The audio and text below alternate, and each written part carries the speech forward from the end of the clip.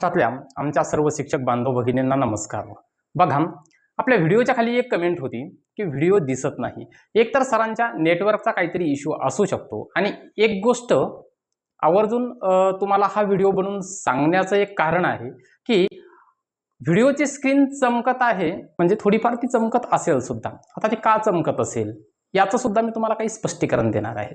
स्पष्टीकरण देणार आहे इन द सेन्स, म्हणजे मी पहिलंही तुम्हाला वारंवार व्हिडिओमधून एक गोष्ट आवर्जून सांगतो, ती ही की सर आपण कुठलीही पेड बॅच चालवत नाहीये, कारण आपण कोणाकडूनही 1 रुपयाही घेत नाहीये. माझा मोटो हा आहे की माझ्या शिक्षक बांधवाचं काय झालं पाहिजे, तर टीईटी मध्ये तो क्वालिफाय झाला पाहिजे आणि जी काही भीती आहे ना शिक्षकांच्या मनामध्ये, ती भीती दूर झाली पाहिजे.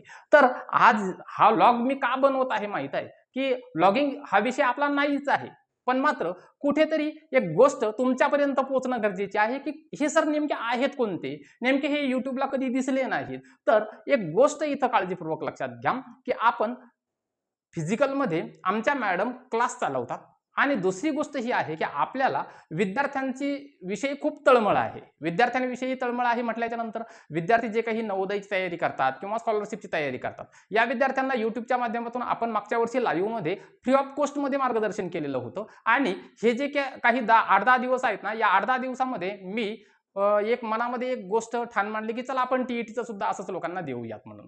तर एकंदरीत मी तुम्हाला माझा स्टुडिओ काय आहे तो दाखवतो आणि जिथे तुम्ही पैसे भरलेले आहेत ना, ते स्टुडिओ कसे असतील ते सुद्धा बघून घ्या. म्हणजे माझा तुमच्यासाठी काय प्रयत्न आहे. मला जर तुमच्याकडून पैसेच जर घ्यायचे असते सर, तर 10-20 लाख रुपये नाही म्हटलं तरी या महिन्यामध्ये नक्कीच 300-300 रुपये जरी घेऊन केलं असतं तरी सुद्धा होऊ शकतात.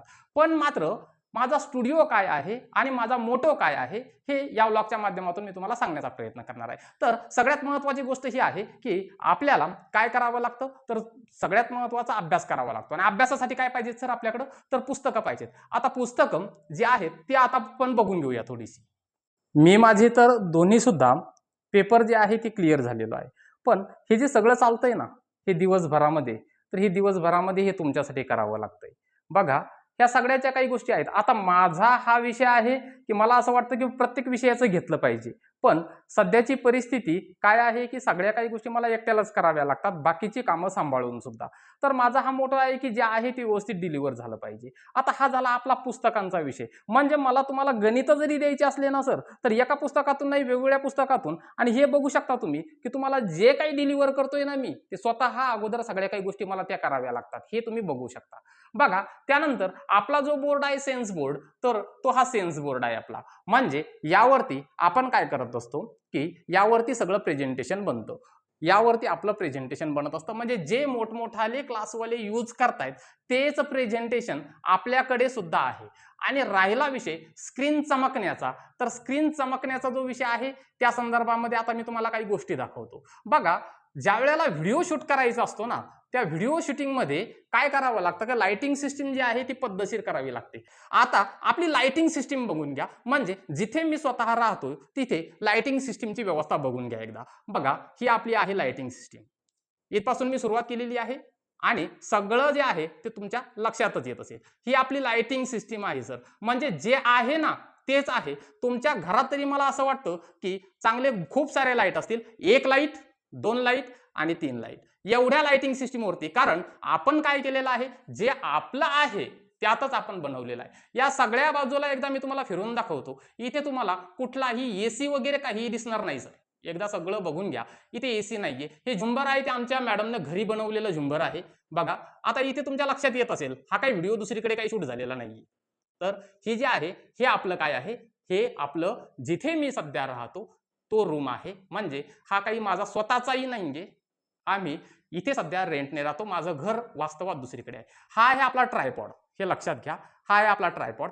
इकडे मात्र आपली काही पुस्तकं आहेत. पुस्तकाचा खूप सारा खजाना आहे सर आपल्याकडं. एवढेच नाहीत बरं. कारण काही पुस्तकं जे महत्त्वाचे एमपीएससीचे वगैरे आहेत ते दुसरीकडे स्टॉक ठेवलेला आहे. आणि हे इथे आहे वायफाय.